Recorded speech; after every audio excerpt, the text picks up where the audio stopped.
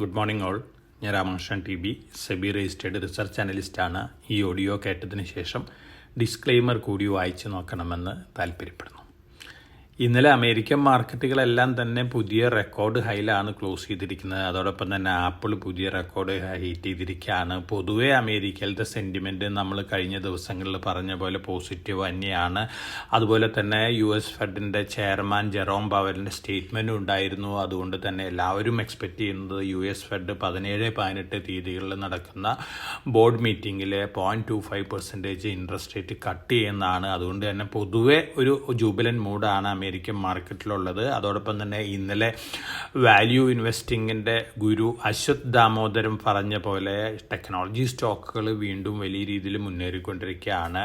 ആപ്പിളിൻ്റെ market capitalisation ഇപ്പോൾ $3.67 trillion ആണ്. പുതിയ റെക്കോർഡ് ഹൈറ്റ് ചെയ്തിരിക്കുകയാണ്. NVIDIAയും ഇന്നലെ റാലി ചെയ്തിരുന്നു. NVIDIAയുടെ മാർക്കറ്റ് ക്യാപിറ്റലൈസേഷൻ $3.55 ട്രില്യൺ ആണ്. മൂന്നാമത് മൈക്രോസോഫ്റ്റ് ആണ്, $3.26 ട്രില്യൺ ആണ്. ഒപ്പം മറ്റെല്ലാ ടെക്നോളജി സ്റ്റോക്കുകളും നല്ല മുന്നേറിയിരിക്കുകയാണ്. ഒപ്പം നമ്മൾ യൂറോപ്യൻ മാർക്കറ്റുകൾ നോക്കുകയാണെങ്കിൽ മെജോറിറ്റി ബെറ്റർ ആയിരുന്നു.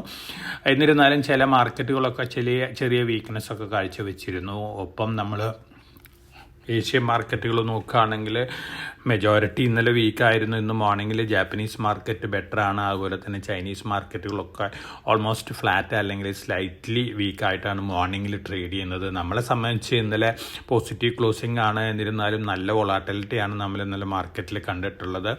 ഒപ്പം നമ്മൾ കമോഡിറ്റി നോക്കുകയാണെങ്കിൽ കമോഡിറ്റികളെല്ലാം തന്നെ ബെറ്റർ ആയിട്ടാണ് ഇന്ന് ട്രേഡ് ചെയ്യുന്നത്. കോപ്പർ, സിൽവർ, ഗോൾഡ്, അതുപോലെ തന്നെ അയണോറൊക്കെ ബെറ്റർ ആയിട്ടാണ് ട്രേഡ് ചെയ്യുന്നത്. ബ്രന്റ് ക്രൂഡ് ഓയിൽ മാത്രമാണ് സ്ലൈറ്റ്ലി വീക്കായിട്ട് മോർണിംഗിൽ ട്രേഡ് ചെയ്യുന്നത്. മേജറായിട്ടുള്ളൊരു ഇവൻ്റ് എന്ന് പറയുന്നത് നമ്മുടെ ഇന്ത്യൻ റുപ്പി US ഡോളറിന് അഗൻസ്റ്റ് ആയിട്ട് പുതിയ ലോ ഹിറ്റ് ചെയ്തിരിക്കുകയാണ്. ഇത് പൊതുവെ ഒരു കൺസേൺ തന്നെയാണ്. എന്നിരുന്നാലും നമ്മുടെ എക്സ്പോർട്ടിംഗ് കമ്പനികൾ സംബന്ധിച്ച് ഇത് പോസിറ്റീവാണ്.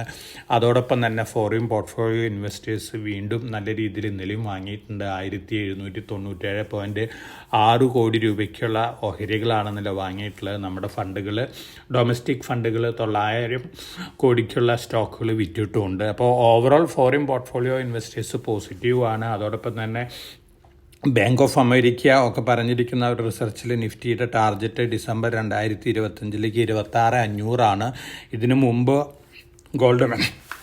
ഗോൾഡ്മാൻ സാക്സും 27,000 അവരുടെ ടാർഗറ്റ് എന്നുള്ളൊരു സ്റ്റേറ്റ്മെൻറ്റ് ഇറക്കിയിരുന്നു, റിസർച്ച് ഇറക്കിയിരിക്കുന്നു. അതുകൊണ്ട് തന്നെ പൊതുവേ മാർക്കറ്റിലൊരു പോസിറ്റീവ് സെൻറ്റിമെൻ്റ് ആണ് ഇപ്പോഴുള്ളത്. എവരി ഡിപ്പിൽ ഒരു ബൈയിങ് കാണാനുണ്ട്. അതോടൊപ്പം തന്നെ RBIയുടെ മോണിറ്ററി പോളിസി കമ്മിറ്റി മീറ്റിംഗ് ഇന്നലെ ആരംഭിച്ചിട്ടുണ്ട്. നാളെയാണ് ഡിസിഷൻ വരുന്നത്. എല്ലാവരും എക്സ്പെക്റ്റ് ചെയ്യുന്നത് RBI റേറ്റ് കട്ട് നടത്തുന്നത് തന്നെയാണ്. അങ്ങനെ വരികയാണെങ്കിൽ തീർച്ചയായിട്ടും ഇത് നമ്മുടെ ബാങ്കിങ് സ്റ്റോക്കുകളെ സംബന്ധിച്ച് വളരെ പോസിറ്റീവ് ഇമ്പാക്റ്റ് ആണ് ഉണ്ടാക്കാൻ പോകുന്നത്. അതുകൊണ്ട് തന്നെ ഇന്നലെ മുതലേ ബാങ്കിങ് സ്റ്റോക്കുകളിലൊക്കെ ഒരു ബൈയിങ് ദൃശ്യമായിട്ടുണ്ട്. ഇന്നും അത്തരത്തിലുള്ള സെൻറ്റിമെൻറ്റ് കണ്ടിന്യൂ ചെയ്യാനുള്ള സാധ്യതകളുണ്ട്. നാളെ രാവിലെ 10 മണിക്കാണ് RBI ഗവർണറുടെ പ്രസ് മീറ്റ്. അതിലാണ് ഒഫീഷ്യൽ ഡിസിഷൻ അനൗൺസ് ചെയ്യാൻ പോകുന്നത്. ഗവൺമെൻറ്റിൻ്റെ ഭാഗത്തു നിന്നും റേറ്റ് കട്ടിനുള്ള പ്രഷർ ഉണ്ടെന്നുള്ള റിപ്പോർട്ടുകളൊക്കെ വരുന്നുണ്ട്. അപ്പം നമുക്ക് ഒരു റേറ്റ് കട്ട് വരികയാണെങ്കിൽ തീർച്ചയായിട്ടും മാർക്കറ്റ് അത് വളരെ പോസിറ്റീവായിട്ടാണ് റിയാക്ട് ചെയ്യാൻ പോകുന്നത്. അതുകൊണ്ട് തന്നെ നമുക്ക് അത്തരത്തിലുള്ള എക്സ്പെക്റ്റേഷനിലിരിക്കാം. ഒപ്പം നമ്മൾ മറ്റു ന്യൂസ് ഫ്ലോസ് ഒക്കെ നോക്കുകയാണെങ്കിൽ ധാരാളം പോസിറ്റീവ് ന്യൂസ് ഫ്ലോസ് ഒക്കെ വരുന്നുണ്ട്. നമ്മുടെ തന്നെ ഒരു പിക്ക് നമ്മൾ മുമ്പ് സജസ്റ്റ് ചെയ്തിരുന്ന പിക്കാണ് 63 മൂൺ ടെക്നോളജീസ്. ഈ കമ്പനിയുടെ വേഴ്സ്റ്റ് സീംസ് ഓവർ നമ്മൾ 300-345 റേഞ്ചിലൊക്കെയാണ് നമ്മൾ സജസ്റ്റ് ചെയ്തിരുന്നത്. ഇപ്പോൾ 700 രൂപയ്ക്ക് മുകളിലാണ് വന്നുകൊണ്ടിരിക്കുന്ന ന്യൂസ് ഫ്ലോസ് എല്ലാം തന്നെ ഈ കമ്പനീനെ സംബന്ധിച്ച് വളരെ പോസിറ്റീവാണ്. ഇതിൻ്റെ പ്രീവിയസ് സ്റ്റോപ്പ് എന്നൊക്കെ പറയുന്നത് 2700-2800 വർഷങ്ങൾക്ക് മുമ്പ് ഹിറ്റ് ചെയ്തിട്ടുള്ളത്. തീർച്ചയായിട്ടും ഇതിൻ്റെ വേഴ്സ്റ്റ് സീംസ് ഓവർ എന്നാണെന്നുള്ള ഒരു എക്സ്പെക്റ്റേഷനാണ് എനിക്കുള്ളത്. അതുകൊണ്ട് തന്നെ ഇത്തരത്തിലുള്ള ഒരു പോസിറ്റീവ് ന്യൂസ് ഫ്ലോസ് ഈ സ്റ്റോക്കിനെ പോസിറ്റീവായിട്ട് ഇമ്പാക്റ്റ് ചെയ്യാനുള്ള സാധ്യതകൾ കൂടുതലാണ്. അഡാനി എനർജി സൊല്യൂഷന് രാജസ്ഥാനിൽ നിന്ന് 25,000 കോടി രൂപയുടെ പവർ ട്രാൻസ്മിഷൻ ഓർഡർ ലഭിക്കുന്നുള്ള ന്യൂസൊക്കെ ഉണ്ട്. ഒഫീഷ്യൽ കൺഫർമേഷനൊന്നും വന്നിട്ടില്ല. അതോടൊപ്പം തന്നെ സ്റ്റേറ്റ് ബാങ്ക് ഓഫ് ഇന്ത്യയുടെ ചെയർമാൻ പറഞ്ഞിരിക്കുന്നത് Q3 എക്സലൻ്റ് ആണെന്ന്. അതായത് റണ്ണിങ് ക്വാർട്ടർ ഡിസംബർ 31 അവസാനിക്കാൻ പോകുന്ന റണ്ണിങ് ക്വാർട്ടർ എക്സലൻ്റ് ആണെന്നാണ് പറയുന്നത്. SBIനെ സംബന്ധിച്ചും മറ്റ് PSU ബാങ്കുകളെ സംബന്ധിച്ചും അതുപോലെ തന്നെ പ്രൈവറ്റ് സെക്ടറിലെ സ്ട്രോങ് ബാങ്കുകളെ സംബന്ധിച്ചൊക്കെ വളരെ പോസിറ്റീവായിട്ടുള്ള ന്യൂസാണ്. PG Electroplast qualified institutional placement നടത്താണ്. ഫ്ലോർ പ്രൈസ് ഫിക്സ് ചെയ്തിട്ടുണ്ട് 705 രൂപയാണ്. അതുപോലെ തന്നെ Bharat Forge qualified institution placement നടത്താണ്. ഫ്ലോർ പ്രൈസ് ഫിക്സ് ചെയ്തിട്ടുണ്ട് 1323.54 രൂപ പെർ ഷെയറാണ്. സാധാരണ രീതിയിൽ ക്വാളിഫൈഡ് ഇൻസ്റ്റിറ്റ്യൂഷണൽ പ്ലേസ്മെൻറ്റ് നടത്തി കഴിഞ്ഞ് കഴിഞ്ഞാൽ ഈ സ്റ്റോക്കുകളൊക്കെ മുന്നേറാറാണ് പതിവ്. സമയമെടുത്തേക്കാം, എന്നിരുന്നാലും വളരെ പോസിറ്റീവ് ഇമ്പാക്റ്റാണ് അവരുടെ ബാലൻസ് ഷീറ്റിലൊക്കെ നൽകാൻ പോകുന്നത്. അതുകൊണ്ട് തന്നെ ഇത്തരത്തിലുള്ള ന്യൂസുകൾ വരുമ്പോൾ മാർക്കറ്റ് വൊളാറ്റിലിറ്റിയിൽ താഴെ വരികയാണെങ്കിൽ ഈ സ്റ്റോക്കുകളിലൊക്കെ മുമ്പ് ബൈയിങ് ആരംഭിക്കാവുന്നതാണ് ലോങ് ടൈം ഇൻവെസ്റ്റേഴ്സിന്. ഒപ്പം ടാറ്റ പ്രൊജക്ട്സിൻ്റെ IPO 18 മാസത്തിനുള്ളിൽ ഉണ്ടാവുമെന്നാണ് പറയുന്നത്. ഈ IPOയിൽ ഏറ്റവും കൂടുതൽ ബെനിഫിറ്റ്സ് ലിസ്റ്റഡ് സ്പേസിൽ ഉണ്ടാവാൻ പോകുന്നത് ടാറ്റ പവറിനാണ്. കാരണം ടാറ്റ പവർ 30.81% ടാറ്റ പ്രൊജക്ട്സിൽ ഹോൾഡ് ചെയ്യുന്നുണ്ട്. ടാറ്റ കെമിക്കൽസ് 6.16% ഹോൾഡ് ചെയ്യുന്നുണ്ട്. ഒപ്പം ടാറ്റ സൺസ് 57.3% മെജോറിറ്റി ഹോൾഡ് ചെയ്യുന്നുണ്ട്. ഓർഡർ ബുക്ക് ഈ ഇൻഫ്രാസ്ട്രക്ചർ കമ്പനിയുടെ 44,000 കോടി രൂപയാണ്. അപ്പോൾ ടാറ്റയിൽ നിന്ന് അടുത്ത IPO നമുക്ക് അടുത്ത 1.5 വർഷത്തിനുള്ളിൽ എക്സ്പെക്റ്റ് ചെയ്യാം. ഇതും പൊതുവേ ടാറ്റ ഗ്രൂപ്പ് കമ്പനികളെ സംബന്ധിച്ച് പോസിറ്റീവാണ്. Indraprastha gas bonus issue announce ചെയ്യാൻ പോവുകയാണ്. അടുത്ത ബോർഡ് മീറ്റിങ്ങിൽ ബോണസ് ഇഷ്യൂ അനൗൺസ് ചെയ്യാണ്. E2E നെറ്റ്വർക്ക് നമ്മൾ മുമ്പ് സജസ്റ്റ് ചെയ്തിട്ടുണ്ട് സ്റ്റോക്കാണ്. ഡാറ്റാ സെൻറ്റർ സ്റ്റോക്കാണ്. LNT 21% മക്യൂർ ചെയ്തിരുന്നു. അതിൻ്റെ അക്വിസിഷൻ കംപ്ലീറ്റ് ചെയ്തിരിക്കുകയാണ്. വളരെ പോസിറ്റീവ് ന്യൂസാണ്, സ്ട്രോങ് ന്യൂസാണ് E2നെ സംബന്ധിച്ച് ഈ news long time point of വ്യൂവിൽ. ബൊണ്ടാന എഞ്ചിനീയറിംഗ് 109 കോടി രൂപ ഓർഡർ ബാഗ് ചെയ്തിട്ടുണ്ട്. അതുപോലെ തന്നെ dynamic services security limited NSE SME സെഗ്മെൻറ്റിലുള്ള ഒരു സോളാർ റിലേറ്റഡ് കമ്പനിയാണ്. 1080 കോടി രൂപ ഓർഡർ ബാഗ് ചെയ്തിട്ടുണ്ട്. NSE SME സെഗ്മെൻറ്റിലാണ്.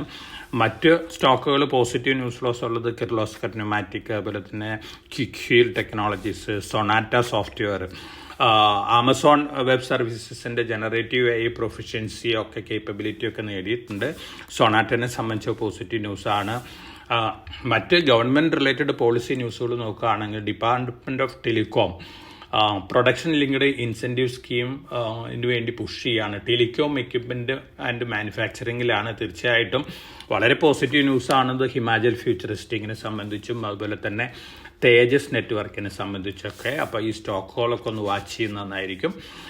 ഒപ്പം നമ്മൾ ഈ മാർക്കറ്റ് വളാറ്റിലിറ്റിയിൽ വളരെ സ്ട്രോങ് ആയിട്ട് പെർഫോമൻസ് കാഴ്ചവെക്കുന്ന ആദിത്യ ബിർള ഗ്രൂപ്പിൻ്റെ AB ക്യാപിറ്റൽ വളരെ പ്രോമിസിംഗ് ആയിട്ടുള്ള ഒരു NBFC ആണ്. ലോങ് റണ്ണിൽ ഇൻവെസ്റ്റേഴ്സിന് നല്ല രീതിയിൽ ഗെയിൻ കിട്ടാൻ സാധ്യതയുള്ള ഒരു NBFC ആണ് ആദിത്യ ബിർള ക്യാപിറ്റൽ. മാർക്കറ്റ് വൊളാറ്റിലിറ്റിയിൽ താഴെ വരികയാണെങ്കിൽ തീർച്ചയായിട്ടും long time point of view ഇൻവെസ്റ്റേഴ്സിനെ കൺസിഡർ ചെയ്യാവുന്ന ഒരു സ്റ്റോക്കാണ്. സ്നൈഡർ ഇലക്ട്രിക് അവരുടെ പാരന്റ് കമ്പനിക്ക് NVIDIAയുടെ കയ്യിൽ നിന്ന് കൂളിംഗ് സൊല്യൂഷനുള്ള ഓർഡർ കിട്ടിയിട്ടുണ്ട്. ഇവരെ കൂളിംഗ് സിസ്റ്റംസ് യൂസ് ചെയ്യുന്ന ഡാറ്റാ സെൻറ്റർ ബിസിനസ്സിലാണ്. ഇതിൻ്റെ ഇമ്പാക്റ്റ് ഒരു പക്ഷേ ഇന്ത്യൻ മാർക്കറ്റിലും കാണാനുള്ള ചാൻസസ് ഉണ്ട്. നമ്മൾ 2 വർഷം മുമ്പ് AI റിലേറ്റഡ് നമ്മുടെ ഇൻവെസ്റ്റ്മെൻറ്റ് പ്രോഗ്രാമിലൊക്കെ റെക്കമെൻഡ് ചെയ്തിരുന്ന സ്റ്റോക്കാണ്. അന്ന് ഇതിൻ്റെ പ്രൈസ് അറൗണ്ട് 300 രൂപയൊക്കെ ഉള്ളൂ. ഇപ്പോൾ 830 റേഞ്ചിലൊക്കെയാണ് ട്രേഡ് ചെയ്യുന്നത്. പക്ഷേ ലോങ് ടൈം പോയിന്റ് ഓഫ് വ്യൂവിൽ ഡാറ്റാ സെൻറ്റർ ബിസിനസ് ഇമ്പ്രൂവ് ചെയ്യുമ്പോൾ ഒരു ബെനിഫിറ്റ് ഉണ്ടാകാൻ സാധ്യതയുള്ള ഒരു MNC കമ്പനിയാണ് സ്നൈഡർ ഇലക്ട്രിക് ലിമിറ്റഡ്. സുസ്ലോൺ വലിയൊരു ഓർഡർ ബാഗ് ചെയ്തിട്ടുണ്ട്. സുസ്ലോനെ സംബന്ധിച്ച് പോസിറ്റീവാണ് ഈ ഓർഡർ ബാഗിങ്. ഹ്യൂജ് ഓർഡേഴ്സ് വീണ്ടും കിട്ടുകയാണെങ്കിൽ വീണ്ടും പുതിയ ഹൈ ഒക്കെ ഹിറ്റ് ചെയ്യാനുള്ള സാധ്യതയുണ്ട് സുസ്ലോൺ. ഇതൊക്കെയാണ് പൊതുവെയുള്ള മാർക്കറ്റ് ന്യൂസുകൾ. ഇനി മേജറായിട്ട് സിറ്റി ബാങ്കിൻ്റെ റിസർച്ച് പറയുന്നത് $7 ട്രില്യൺ ഓപ്പർച്യൂണിറ്റിയാണ് ഹ്യൂമനോയിഡുകൾക്ക് അടുത്ത 25 വർഷത്തിനുള്ളിൽ ആണ് പറയുന്നത്. തീർച്ചയായിട്ടും വളരെ പോസിറ്റീവായിട്ടുള്ള ന്യൂസാണ്. ഹ്യൂമനോയിഡുകളെന്നും പറയുമ്പോൾ മനുഷ്യനെ പോലെയുള്ള റോബോട്ടുകളാണ്. അപ്പോൾ ഈ റോബോട്ടുകൾ ചരിത്രം സൃഷ്ടിച്ചുകൊണ്ടിരിക്കുകയാണ്. ടെസ്ലയുടെ വർക്ക്ഷോപ്പിലൊക്കെ ഫാക്ടറികളിലൊക്കെ 1 വർഷത്തിനുള്ളിൽ ഫുള്ളി ഹ്യൂമനോയിഡുകളാവുന്നതാണ് പറയുന്നത്. ടെസ്ലയാണ് ഇതിൽ മുന്നിട്ട് നിൽക്കുന്നത്. ടെസ്ലയുടെ ഒപ്റ്റിമസ് എന്ന് പറയുന്ന റോബോട്ടാണ് വളരെ സൂപ്പർലേറ്റീവ് ആയിട്ടുള്ള റോബോട്ടായിട്ട് കണക്കാക്കുന്നത്. അതോടൊപ്പം തന്നെ 50 കമ്പനികളും കൂടിയുണ്ട് റോബോട്ടിക് മാനുഫാക്ചറിങ്ങുള്ള കമ്പനി, ഹ്യൂമനോയിഡ് മാനുഫാക്ചറിങ്ങിൽ.